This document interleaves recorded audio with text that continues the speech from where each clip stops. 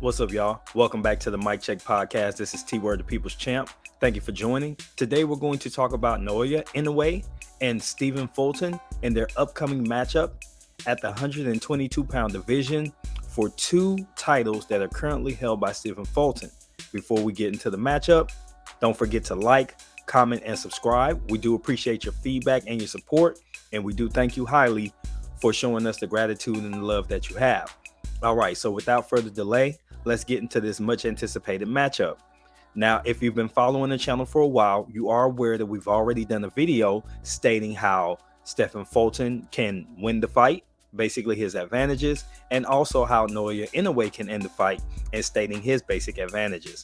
Now we're going to get into a little bit more detail as we start to creep closer to fight night. The first thing that I'd like to point out is that most people believe that Stephen Fulton's best path to victory is by decision, and Naoya Inoue's fastest path to a win is by knockout. So today we're going to talk about how they can actually do the opposite and still win the fight. And today the focus is Naoya Inoue. So for the most part, many are anticipating that Inoue will come into the fight and use his hand speed and quick combinations and body shots to get Stephen Fulton to drop his guard. And eventually, once he lowers his guard, he's going to go in for the kill shot upstairs, maybe a body punch to the liver, and then up top to the jaw to go ahead and end the fight. However, I think there's another path for Inoue, and that's a win by decision.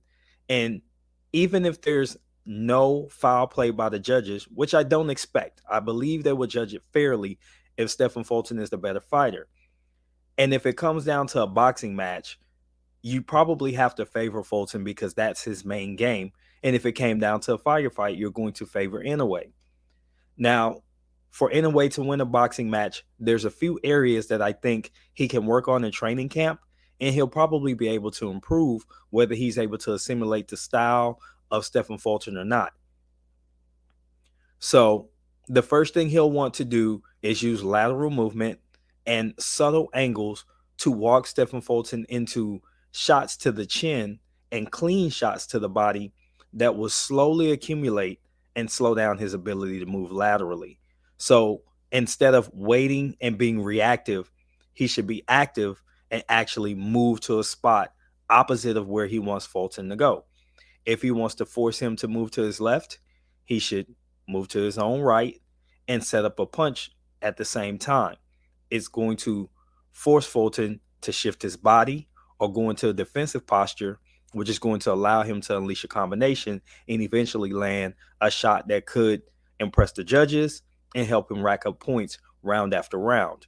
If he's able to get out quickly, Inoue could cruise to a victory and force Stephen Fulton to go for broke and eventually end up getting himself knocked out because he has to take more chances.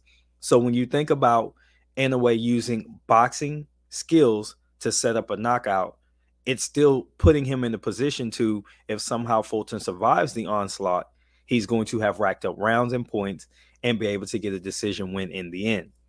In my opinion, this is a very reasonable and logical path to victory for Inoue because he has the skill set to do so if he simply improves a little bit in lateral movement. Now, another area that he could improve in that would increase the chances of him winning by decision is to change up his guard and use different defensive measures to try and either bait Fulton into a firefight, which is advantage Inoue, or bait him into throwing different combinations than he normally would because he's appearing to take advantage of opportunities when in fact Inoue is setting a trap for him.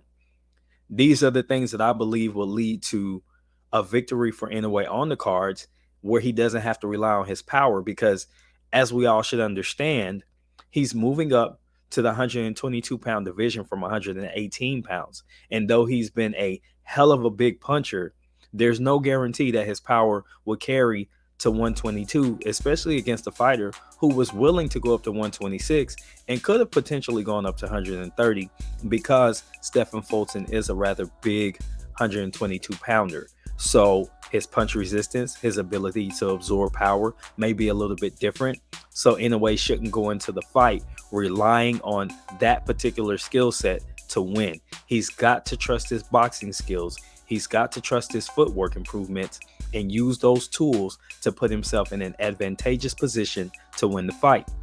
So those are my thoughts on how Naoya Inoue can beat Stephen Fulton via decision without cheating. Give me your opinion. Tell me what you think in the comments. This has been T-Word with the Mic Check Podcast. Until the next time, we're out. Peace.